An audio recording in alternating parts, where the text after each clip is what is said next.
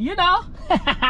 It's been a while. I miss this. Namiss ko to. Namiss ko mag-vlog. Namiss ko mag-vlog sa loob ng sasakyan. I like it.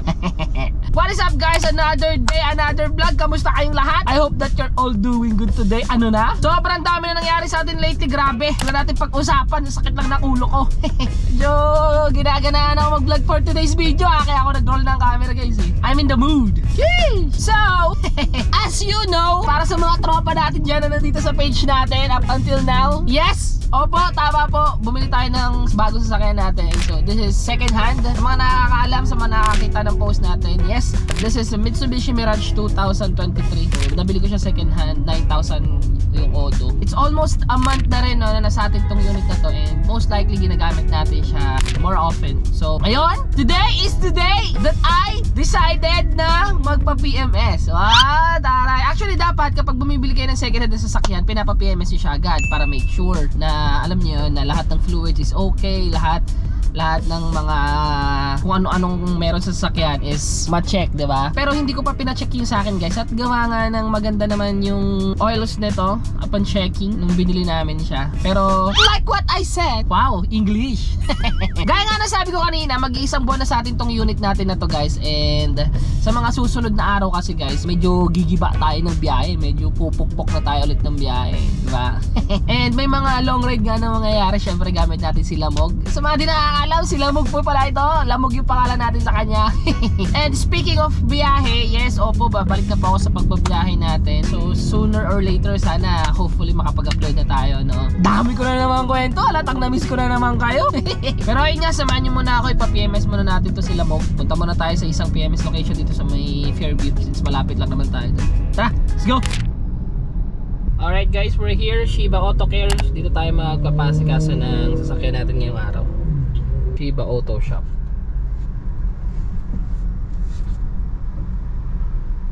Ayun o, daming kinakarwasyan dito.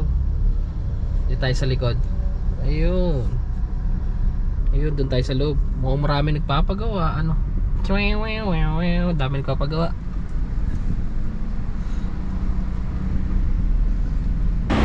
Yan, papa-PMS natin ngayon si Lamog. Sa mga nagtatanong kung ano na yung status ni Lamog, okay na siya. Ay, baliti, papalagay natin guys. Meron tayong fully synthetic na 5W30 na lang is ito gagamitin natin. Yung presyo niya is 3,699.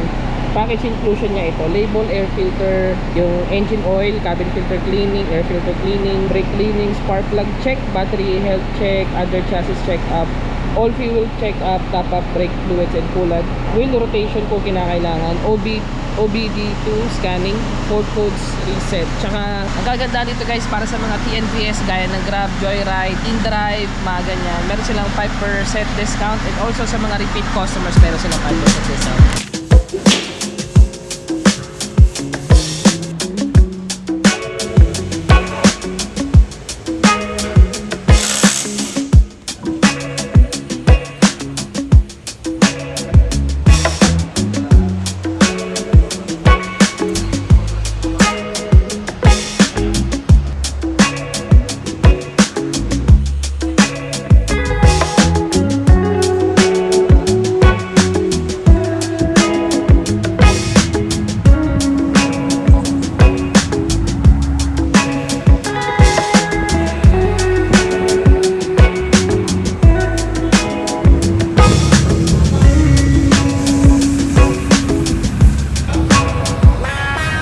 Good. Tapos na natin guys mapaservisan and also mapakarwash tong sasakyan natin dito sa Shiba Auto Care. So sa mga gustong pumunta dito, punta lang kayo guys. Na PMS na service na yung sasakyan natin. So lahat nagawa naman na. Napalitan na lang is na check up na rin yung mga fluids and overall okay naman siya, wala naman naging problema. Pina-check ko na rin yung status, no. Pinascan na rin natin, okay naman, wala akong nakitang problema.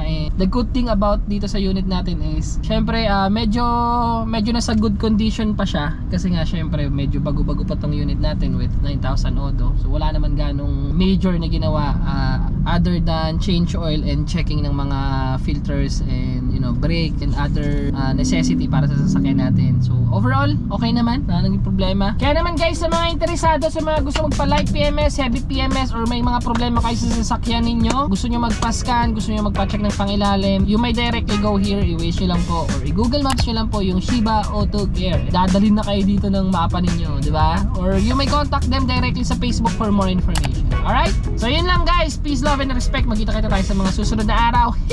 Keep positive and keep smiling sa inyong lahat. Namiss ko mag-vlog, pero vlog tayo sa mga susunod na araw guys, okay? Waiting lang tayo for approval ng change unit natin sa mga application na gagamitin natin.